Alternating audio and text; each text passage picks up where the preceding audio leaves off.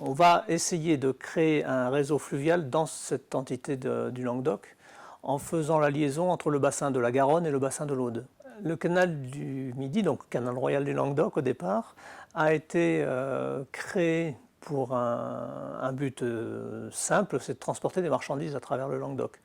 On trouve sur les bateaux qui naviguent sur le canal du Languedoc des denrées essentiellement agricoles. On va trouver du blé, on va trouver du vin, on va trouver peu de produits manufacturés, mais on en trouve un petit peu.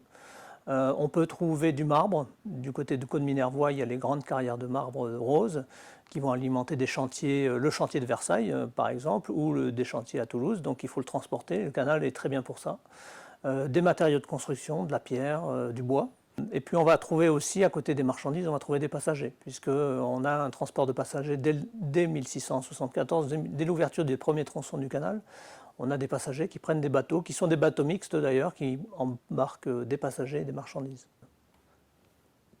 Les bateaux du XVIIe siècle au début du XXe siècle utilisent le même mode de déplacement, c'est-à-dire qu'ils sont allés par des bêtes, essentiellement des chevaux ou des mulets. Dans les périodes d'histoire, la période où il y a eu le pic d'activité, c'est les années 1855-56, où on est à un an et demi avant l'arrivée de la voie de chemin de fer, qui va être le grand concurrent du canal dans la deuxième moitié du XIXe siècle, et qui va drainer tout le transport de passagers, puisque très peu de gens continuent d'utiliser ensuite le canal pour se déplacer.